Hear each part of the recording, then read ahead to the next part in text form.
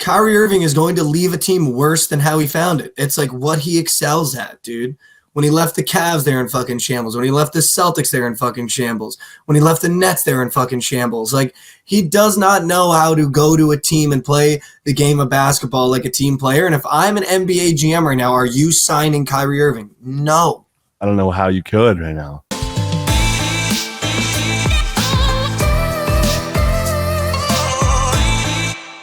Welcome back to the dojo. We're mobile right now because I'm still traveling. You remember you can get this podcast wherever you get them on Spotify, Apple Podcasts, YouTube. I finally hit a parlay. Really?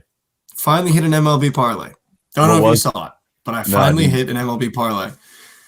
So yesterday I was roaming the halls of Whole Foods with my brother because we were getting some last minute Easter stuff, and I have had 9 MLB parlays in a row sell by one leg, whether it's 2 leg, 3 legs. So I had my leg of the day, and it was the Padres money line because I was like, you know what? Knowing me of last summer, I would have been like, the Braves get this one back. You know, they've lost 2 in a row, or the Padres have covered 3 in a row plus 1.5, and they've won outright a couple of them. The Braves get this one back. But I was like, you know what? No, I'm going to trust the trends, and I'm going to treat it like blackjack or roulette. I'm going to treat it like roulette, and I'm going to trust the trends, and I'm going to take the Padres. And I hit up one of my buddies from Dallas, and I was like, yo, just give me one leg, bro. Because I can't pick 2. If I try to pick a second, like, I'm dead in the water. I can't pick 2. Just give me a leg. And he was like, I'd take the Giants. They bat pretty well against lefties. That feels like good. And I was like, all right, fine. Giants are down 1 going into the top of the 9th. Yep. 2-run shot, 3-1 lead. I was like, holy fuck, we're at the table. Padres ended up blowing out the Braves. The rest is history. Finally hit my first part of the MLB season, and I feel good. Like, I feel good. I was on the Braves in that one. That was a tough watch. I saw the tweet, and I can't say that I was upset. When you said, I'm sorry for on the Braves, I'm rage nuking them, I can't say I was upset. Because I felt like I knew I was on the right side, even though the line was moving in the wrong direction for me. Yeah, I mean, that was a tough one. Losing. What was the final score? I turned that shit off. 10-1. 10-1, dude. Jesus, bro.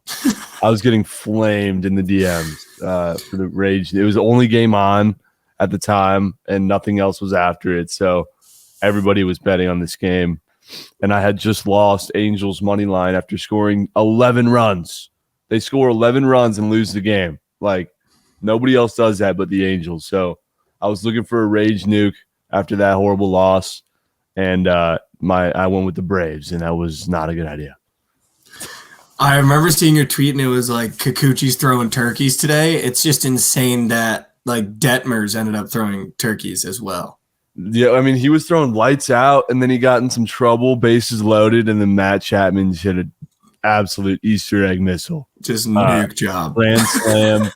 And then it wasn't done after that. They pulled them, brought in the bullpen, which if we bring in the bullpen that early, shit's caked. You can't score 11 times and not win the game. That's a problem. And obviously, I'm not a big baseball guy, but I've been trying to get into, like, baseball and, like not get good at betting baseball, because I was good at betting baseball last summer, but really understand baseball betting. Dude, there are so many teams with bad bullpens this year. It's actually incredible where, like, the first couple games I would look at the starter and be like, oh, dude, I'm fucking fine. And we'd have a 4-run, 5-run lead, and the bullpen starts coming in, and it's just like, what the fuck are we doing? Like, the importance of the bullpen this year, I feel like, has been crazy. Like, especially the White Sox, dude. The amount of times the White Sox have had 2-run, 3-run, 4-run leads with the starter up, and we bring in the bullpen, and it's like a fucking high school kid, and he's just throwing literal turkey balls that are getting mashed, dude. Well, it's super important. It's unbelievable. It's super important to, like, see, like, today, how does the bullpen look? Were they used all last game? Are there guys not going to be able to pitch or be available today? That's something that's really overlooked before the game when you're making your bet. That's very important to, like, stay on top of. Yeah, no, 100%. We also had the Masters this weekend, which was crazy. I was this close. Dude. This close to having the fucking winner, dude. So disappointing, but we actually picked the winner in the podcast. Nick did pick John Rahm, so we don't have to drink a shot of alcohol before every show this week. Thank God, dude, I was not down. I mean, we were 1, 2, and 3, bro. Spieth for the legacy comeback I was dude, nuts on the edge of my seat there for a second, and then he sold on the last hole. Nuts. And it was frustrating for me, right? Because like obviously you want to pick a long dog. So I took Brooks, he was feeling healthy. The narrative was there. My golf guy was 100% right with his narrative. Then I looked at it and I was like, I actually fucking love Brooks. But it was like, man, dude, watching yesterday, Brooks Koepka really, not that he ever did, really has no finesse anymore, right? The whole narrative was he loves bad weather. He's so good at playing in bad weather. And if you look at the days, the better the weather got throughout the tournament, the higher his score went. Yep. And I think it was because, honestly, he's got no spin. And when I mean he's got no spin is that when it's raining and the ground's a little moist, because he hits the ball so hard, he can stick it. And he sticks it every single time. So when he was fucking 4 under, 5 under, you watch the shots he's hitting, there's a little bit of rain, the ground's a little bit moist, and you can tell when he's hitting on the green, he sticks them. When he's hitting it on the fairway, it sticks. But yesterday, when it's a gorgeous day in Augusta, no rain, the ground's not really like soaked up or wet, and he can't really stick it, dude, he's bouncing off the green, he's bouncing off the fairway. So that was frustrating, being like, man, it was all there for him. And Jon Rahm, who's like a career guy, unbelievable, playing unbelievably hot with a perfect golf course conditions, that's a real golfer, dude. He's fucking hitting it, spinning it back, like putting it a foot away from the cup. Like, it was just frustrating watching Brooks kind of implode, knowing that if there was just a little rain in the morning, he probably wins that tournament with ease, just the way that he plays the ball. He's a power hitter, and especially around the greens, dude, it was so frustrating being like, all right, if we can just chip on here, like we're in a birdie position, and the chip doesn't bounce and come back towards the cup, it bounces and goes off the green. And I'm sitting there like, dude, what the hell are we doing?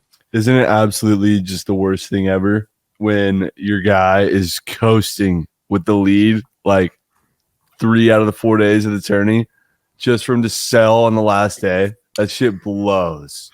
Dude, and I had a TikTok that had 85,000 views going into the first day. By Sunday, it had 530,000, like me picking Brooks Koepka. Wow.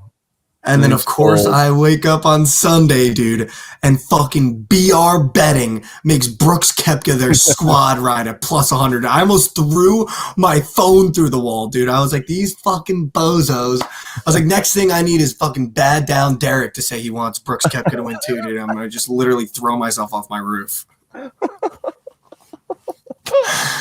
Like, I just can't, dude. I just can't. I was thinking about you on Sunday because I just know that shit sucks. I've had that happen before where like Spieth is, leading the entire tourney, and then just come Sunday, he folds.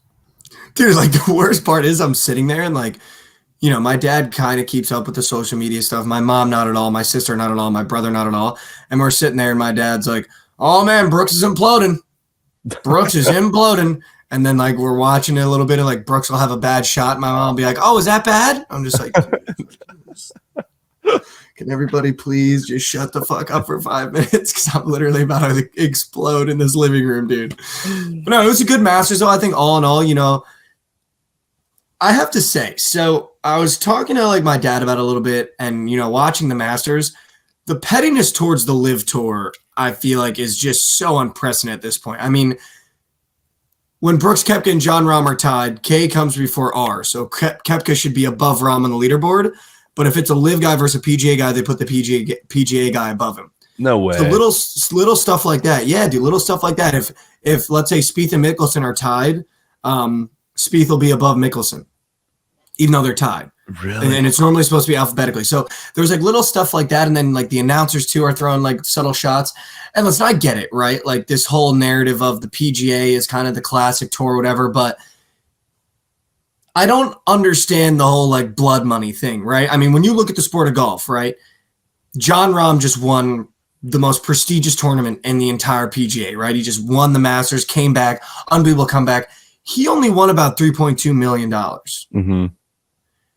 And you think about the game of golf, how inconsistent is. Brooks Koepka was the number one player for 3 years straight. After that, he didn't win a major or even come close to winning a major for a long time other than the Waste Management 1 year. When you think about how small the purses are relative to, the general golfer, right? The guys that all the way down at maybe the 10th spot, whatever, that are making like 30 grand a tournament. You can't be mad that there's finally a league that's like, hey, we'll pay you a salary. You know what I mean? Yeah. Like I get the blood money bit, but by the way, guys, America buys oil from Saudi Arabia. So Like, what are you going to not fill your car up because it was bought with fucking blood money? Or like, well, I don't understand that whole blood money bit. I mean, it's money at the end of the day, right? So I don't understand the pettiness of that. I actually think it's great for the game of golf. It brings some personality finally where you're like, oh, the live villains are here. Like Mickelson and Koepka are 2 and 3. Like, I hope that pisses off the PGA guys. Like Rory McIlroy is still bitching about it. So like, I love that it brings that, but I think for the game itself, the pettiness kind of has to stop a little bit, you know? No, I feel that. It's pretty soft. Like it's just, I don't know. I felt like watching the tournament, it's so obvious to tell who the live guys are because they don't show them on TV. Yeah. Brooks Koepka literally had to be in first place on Sunday to be in the first group to get any airtime. And by the way, while Phil Mickelson was going 7 under, I saw him twice on my TV. I saw so many people bitching about that. Well, because it's like stupid. They literally show John Rahm on the practice screen for 10 minutes, and they don't show Koepka once on Saturday. That's ridiculous. When they're like, oh, these are the two coming at it. It's like, dude, I didn't even watch the tournament Thursday through Saturday because they didn't show Brooks. I tried watching on Thursday. They showed him 2 times.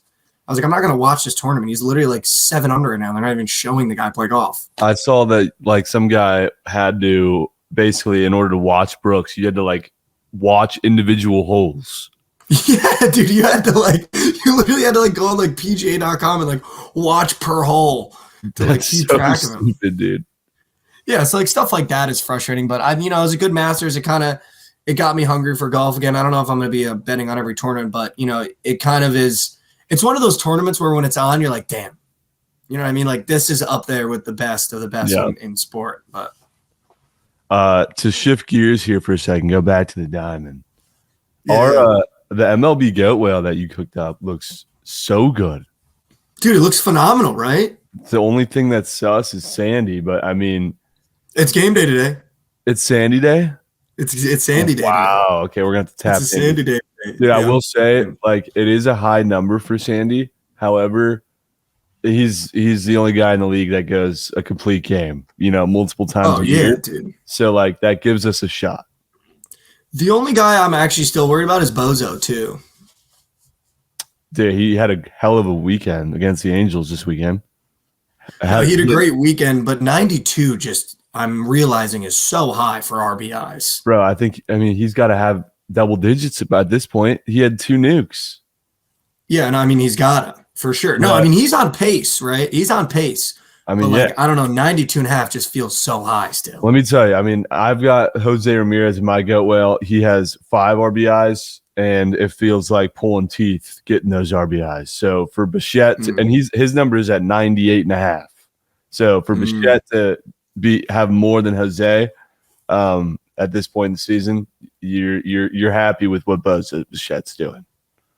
Trust me. And dude, Tim Anderson has been on a bucket. A bucket. Literally a bucket, dude. Like he can't not get on base. I wish they would update it more. Seager is also ripping. Siegs is raking. And then I don't know where Luis Castillo stands, but I assume it's pretty solid. He's good. He's doing good. He's dealing. Okay. He's gonna be one of the guys that comes to the last weekend, though, I feel. For sure.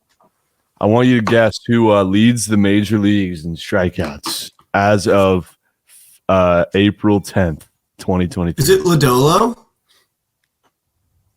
Dude, he's fucking dealing. And I didn't want to take anyone that was going to be in your go well, but his number and the way he's playing, he's phenomenal right now. He's unbelievable, dude. I love it. He struck out 12 Phillies.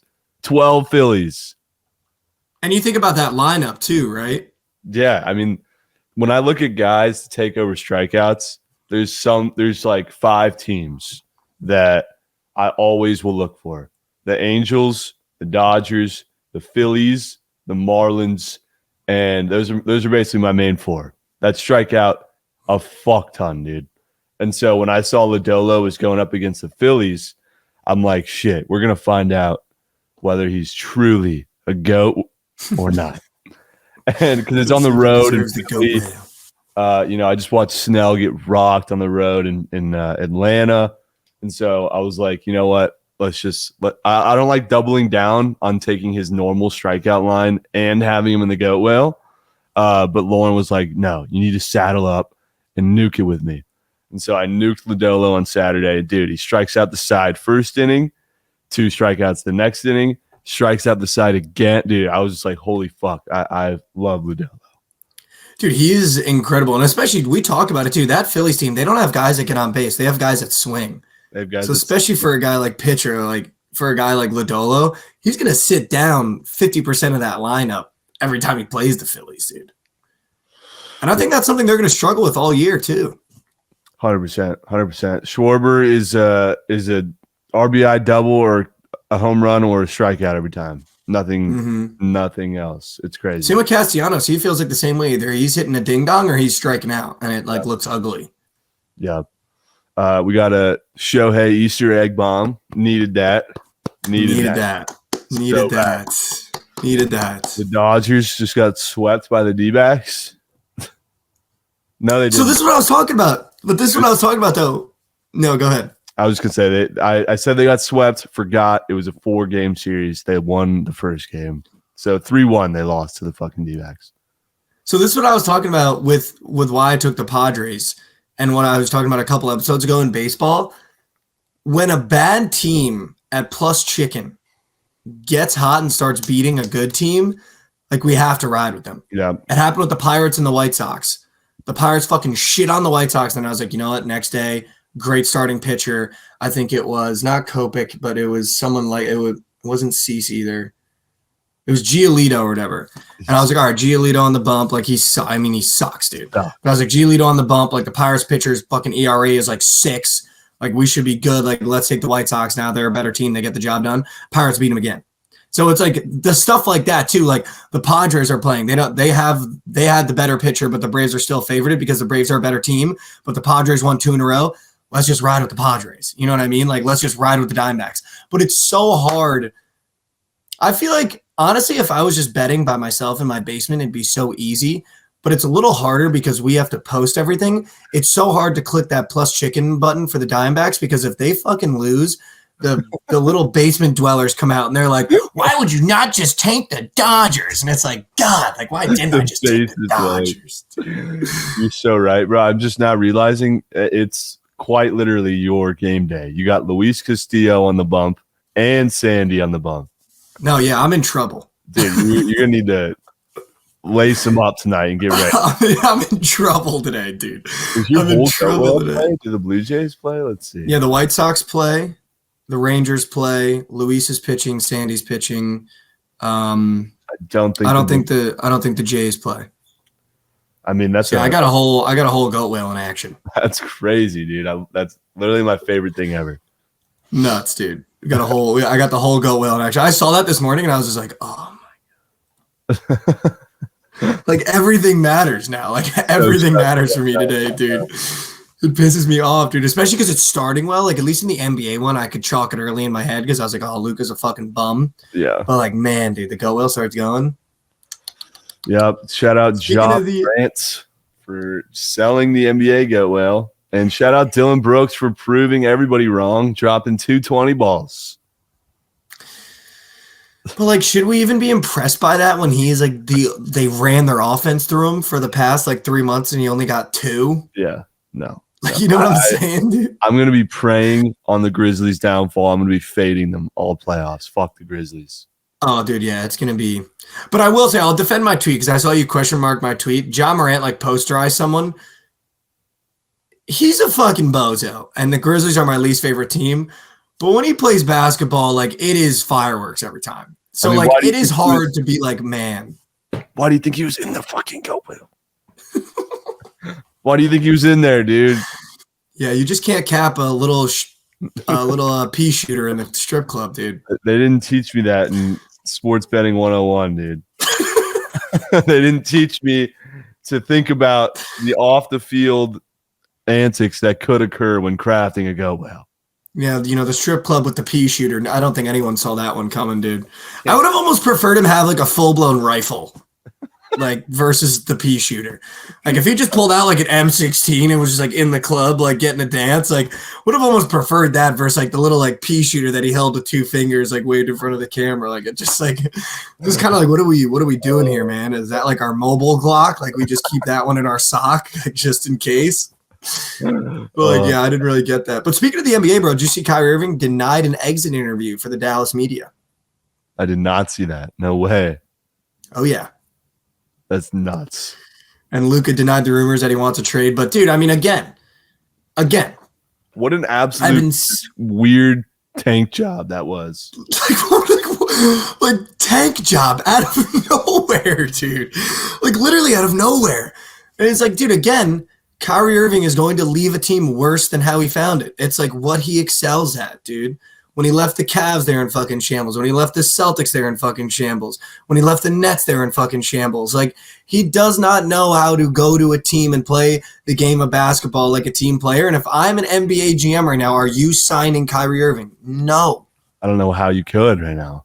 I mean, he's so good, though. That's the frustrating thing, man. He's unbelievable to watch. But it's gotten to a point where he took a 6th seed to the 11th seed. That's so like, dude, that tank job is literally all time. Dude, it was just so weird, man. It was all so weird. Like Luka playing one quarter when they still can squeak in made no sense. Well, I think because it was like, obviously, you know, if you're the Mavs, you're like, all right, well, Luka's our golden child. And I think Luka got to the point where he was like, I don't like playing with Kyrie. I don't like him. They're probably not friends. They probably don't get along. Like, you can tell they didn't like each other when it came to the point where they were literally on different shifts, where it'd be like Kyrie would play the last 5 minutes, then Luka would start the third, then Kyrie would start the fourth. Like, they clearly did not like each other. So the Mavs are probably like, I mean, if we try to do a playoff series with these guys, like, it's not going to end well. So, and I think Mark Cuban's starting to look at himself in the mirror and be like, I blew up a core that was probably going to go really deep with Jalen Brunson, Finney Smith, like all those guys. There's no reason to blow that core up for Kyrie Irving and Luka. Like, that was just never going to work. Yeah. No. Now we got the Thunder in the play-in game. Dude, I'm juiced for you guys. So hyped. We play the Pelicans. So who you guys play? Yeah, okay.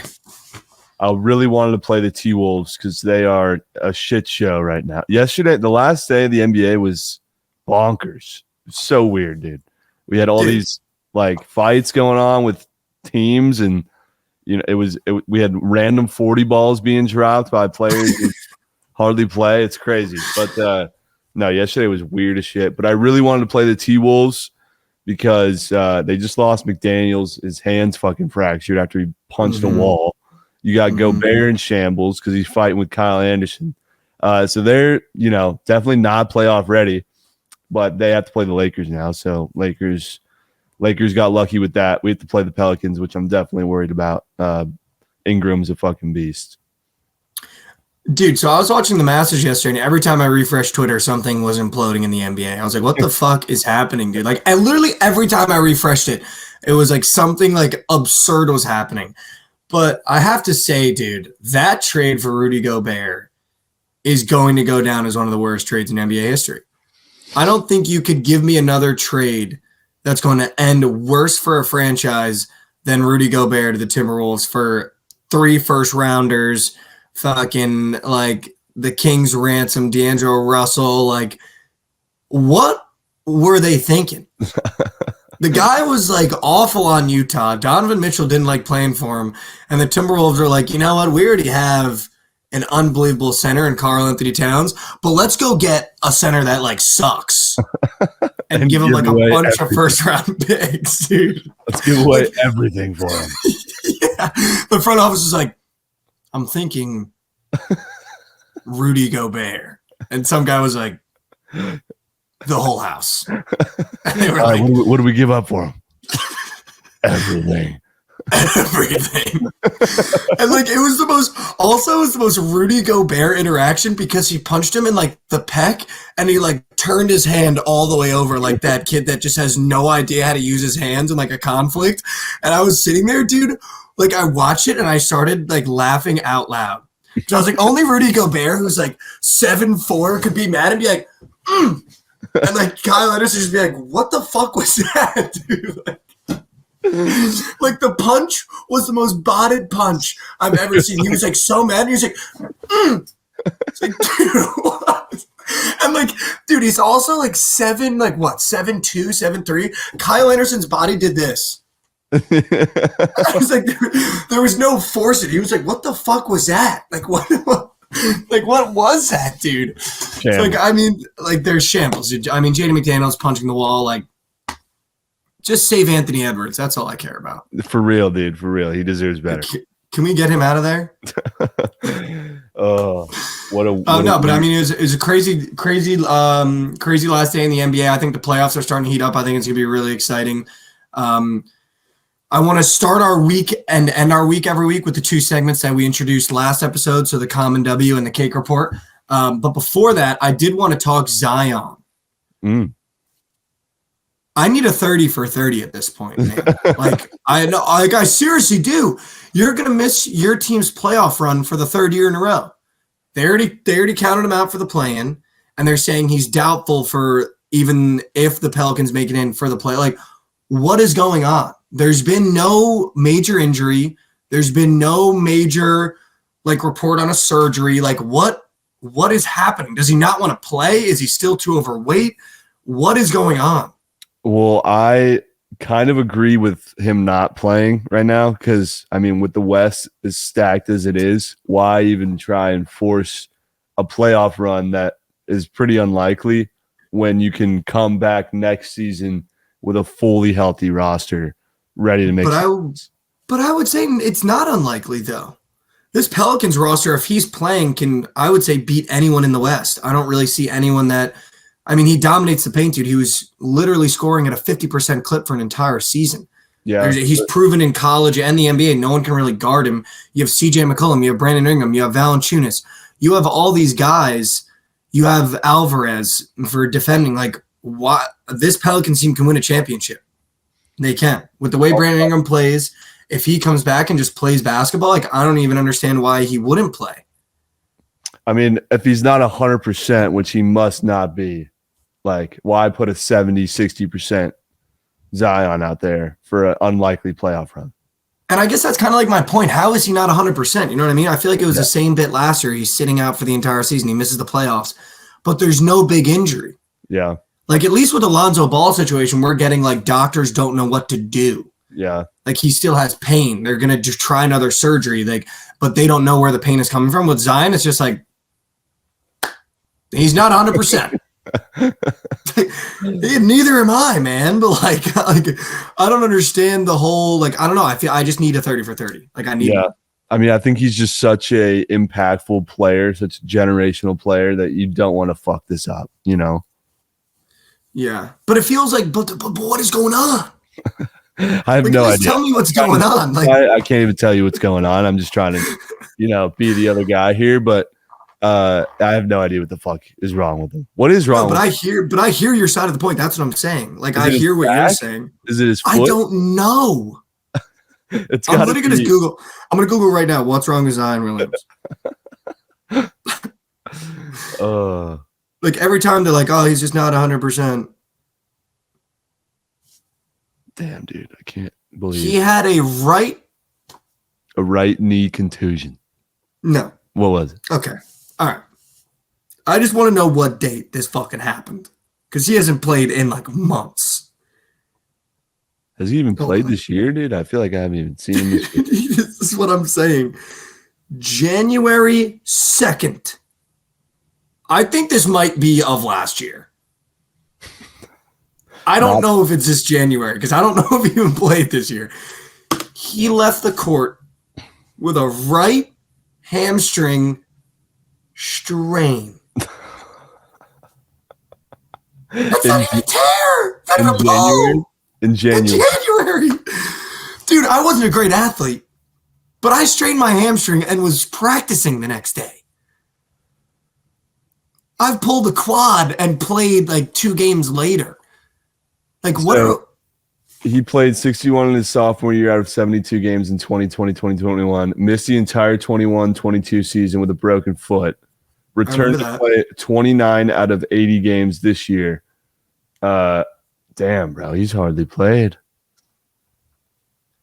And it's a strain, dude. It's a strain. That's not even a pull. That's not a tear. That's not that's ooh. I was this morning a little sore. I was so high on the Pelicans coming into this season, expecting him to play. I'm still high on them. I think they're a really good team. I think Ingram is that fucking guy. I saw this video the other day about when Ingram was it was like the worst chance in the NBA that the fans have said to a player. And number one was when Luka was in Atlanta, the whole crowd started chanting, "You are fat," the entire time. But when Ingram was at the free throw line, they were chanting like, "LeBron's gonna trade you." And I just like looking at him in a Lakers jersey, you could just tell like he was not loving it there, and he was in so much pressure and shit. And so then he goes to New Orleans and he's just flourishing and thriving and becoming the player that everybody thought he was gonna be, the equivalent to a Durant, which he's very much like a Durant. He's so good. So it's good to see him thrive.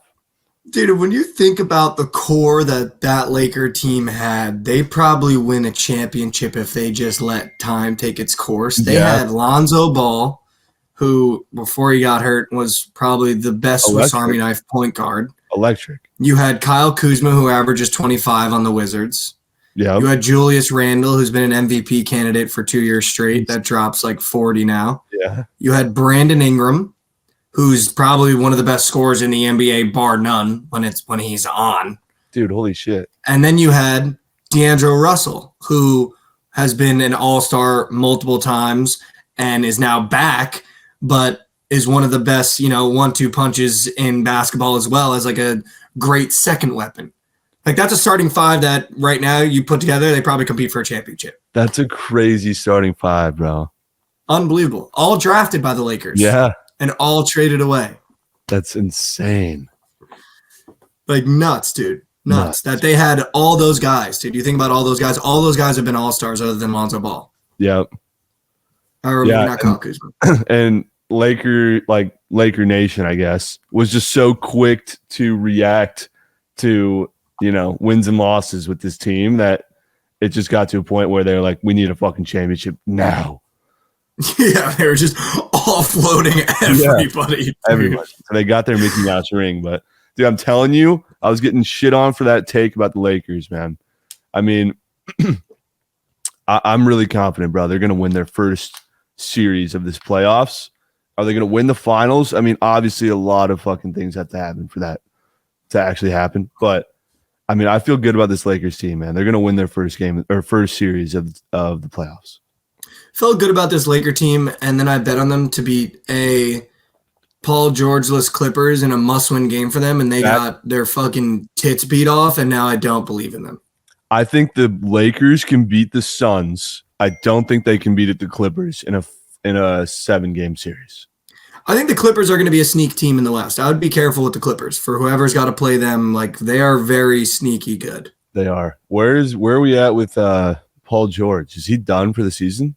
No, he's supposed to play in the playoffs, I believe. Yeah. I don't think it's been a full deactivation because his knee. I think it was a knee strain. So like Zion, but he won't be out for 150 games. All right, well, let's wrap up the show. Let's do the common W first because we weren't together all weekend and most of the week as well. So give me your common W for the week, and then we'll do our small cake report. And for those that don't know, the common W is just something that went right in your week, betting, personal life, whatever it may be, something that went right in your week. And then we'll get to the cake report after the common W. But Trent, give me your common W of the week and the weekend. Common W, it's kind of an L, but also a W. I got my ass kicked in golf by my 95-year-old grandpa who's still got it, bro. He's crazy. I saw that photo and it made me laugh out loud. Because you're just like cheesing so hard. And you're like, I'm getting my ass beat by my 95-year-old.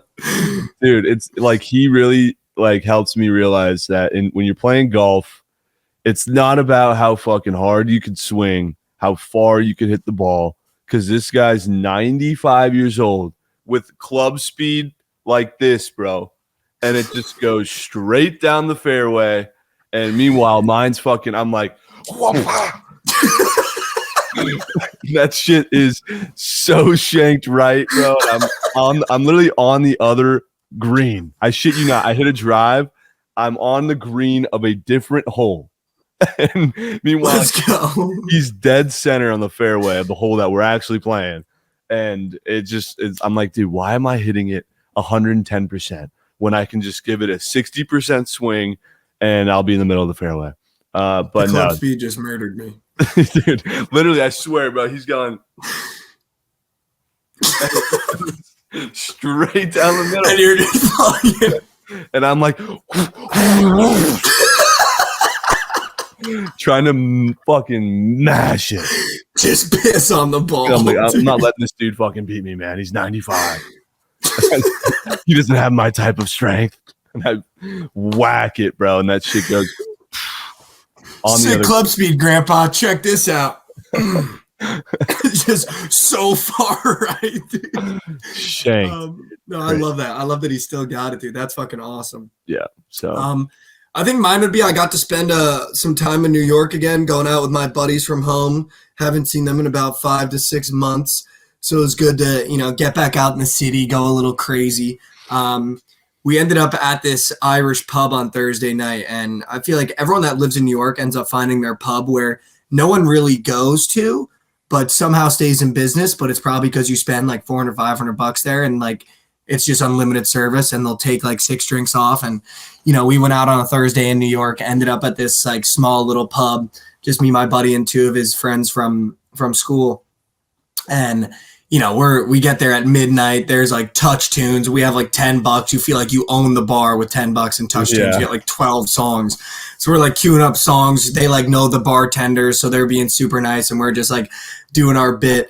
But the funniest thing was we're sitting there. It's like 3 a.m. now. The bartender, like we're the only people in there. But the bartender like knows us, so he's just like hanging out. He steps outside to like smoke a cigarette. So we're the only people in the bar. And my buddy's playing darts with one of his friends. And he like walks by me. I'm at the other end of the bar. He's by the darts. The front door is right where I was, sitting on a bar stool with his other buddy. And he's playing darts. He like starts walking by. I mean, I can tell he's got that walk that's like, oh, you're definitely super fucked. He's getting that lean going with the walk where you're putting your weight and your body's following the weight as you walk. And it's like, his head's a little bit back. And I see him like go towards the front door. And I was like, yo, what are we doing here, man? And he like just ignores me and keeps going. And he opens the front door and leans out. And as he leans out, his whole body weight goes with the door. So he's like, this door is holding on for dear life. And he's fully leaned out the door. And the bartender's out there smoking. His name was John. And I just hear him go, oh, John, we're getting a little thirsty inside, if you wouldn't mind. And like, as he says that, the hand lets go of the door and he face plants on the pavement of New York City. And I just hear John go, okay, sounds good. Whoa, buddy. That's my buddy is falling face down. And like John like helps my buddy up because they're all friends with him or whatever. Literally helps my friend inside and then pours him like a 9% IPA beer and gives it to him. I was like, yo, you can't make New York up, dude. This shit is like it's so classic, dude. It's so classic. So classic. But yeah, that'd probably be my common W. Just a good weekend in New York. All right, let's get to the cake report. The cake report is an L that happened either in your betting, your personal life, whatever it may be. It's how we already talked about a couple L's we had betting wise. But I'll start the cake report, I guess. The overs cake report is that, I finally hit that parlay, but I've been getting rinsed lately in betting, dude. Me too. Like rinsed, bro. Like I make a UFC parlay. I take Israel Adesanya money line and I take Gilbert Burns fight to not go the distance. The Gilbert Burns fight goes the distance and Israel Adesanya wins. It's like, fuck, man. Like I just can't buy one. I get down to the last leg of the parlay and they get blown out. I've never seen blowouts in baseball like this before, dude. At least like last summer, you'd be like, all right, we're down 1 run in the 9th. Like, here we go. This year, it's fucking like you might lose 14-1. Yeah. And it's like, baseball blowouts never look good online. So like, I would have to say my like biggest, like the cake report for me is these blowouts in baseball, man. I've never seen anything like it. Yeah. I've never put a bet on a favorite and have them lose 11-1 or 15-2. Yeah. And that's happened twice. So I put that up there. I've got a few. Now that the NBA regular season is over, we can go ahead and add the NBA GOAT whale to the cake report. Shout out John Morant. That one's tough. I still win 2 racks on $1,000 bet, which is, at least I'm seeing something in the green come home. But finally can just put the stamp on caked on this GOAT whale and move on. preying on the Grizzlies' downfall. Ja Morant, I can never look at you the same way after this. I'm not going to prey on your downfall for the rest of your career, but as far as this season, I fucking hate the Grizzlies and Ja Morant. So that shit's caked. Shout out for selling the goat whale, man. Cake report. Can't do it, man. And it went 4 for 5? 4 for 5. SGA, the disrespect in this line. 31.5 was his average. His line was 23.5. Unbelievable. Josh Giddey finished with 16.6 points per game. His line was 14.4. Brandon Ingram finished 24.5. His line was 22. And same with Anthony Edwards. He finished at 24.5, and his line was 23. Ja Morant finished 26.4. His line was 27.5. Dude, you were in your bag. And it was it wasn't even him I was worried about. It was Ingram because of that toe. That fucking toe, man. Dude. And Ingram was never a doubt. Anthony Edwards, never a doubt. No, that was air. Yeah, air. Everything. Rooting on the Grizzlies' downfall for the rest of the year. I'm in. Yep, that shit's caked. That's a cake report. This has been another episode of TFM Bets. Remember, you can get the podcast anywhere you get podcasts. That means Spotify. That means Apple Podcasts. That means YouTube. Make sure you guys like and subscribe if you're watching on YouTube. We really appreciate you guys. Again, I'll be back in studio for the Wednesday episode.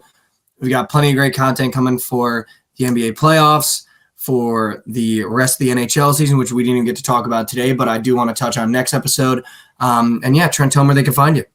Follow me on Twitch or Twitter, Instagram, TikTok at Book It with Trent, and follow the Twitch channel and tune into the surgical stream. Twitch is at Book It Sports. You can find me, Mikey, over on every platform except Instagram. It's michael.j.overs.